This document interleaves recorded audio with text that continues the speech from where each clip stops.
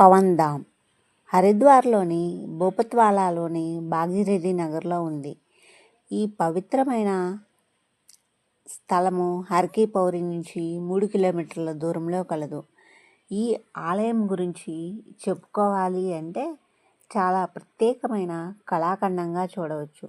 ఎందువలన అంటే ఇది మొత్తం గాజుతో తయారు చేయబడింది.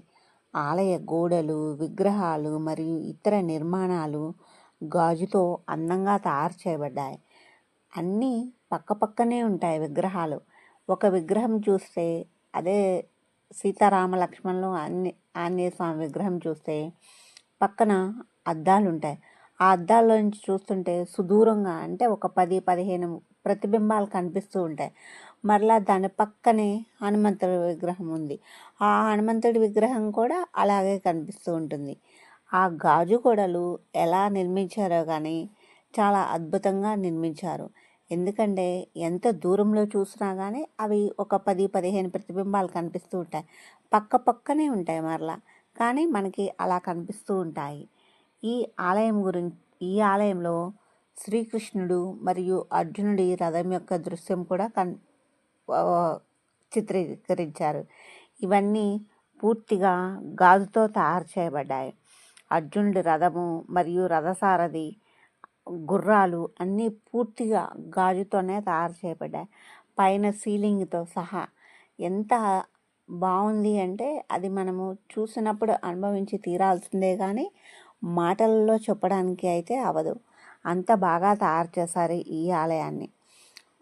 ప్రతిదీ గాజుతో నిర్మితమే.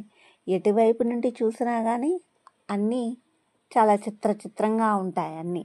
కానీ ఇదొక మాయా మచ్చింద్రలాగా అనిపించింది నాకు అయితే మాత్రం.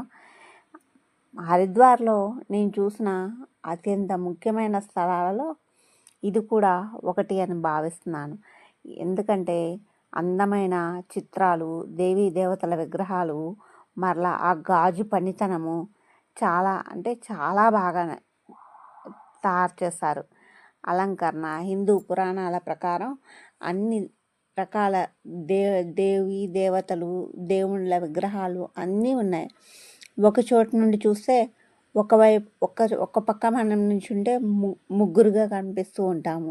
అలా అసలు రకరకాలుగా ఉన్నాయి అద్దాల మండపాలు.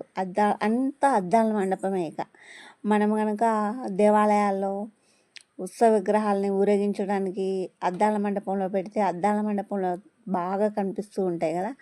అలాగే ఇది కూడా ఒక అద్దాల మండపం. పవన్ ధామ్ అనేది చాలా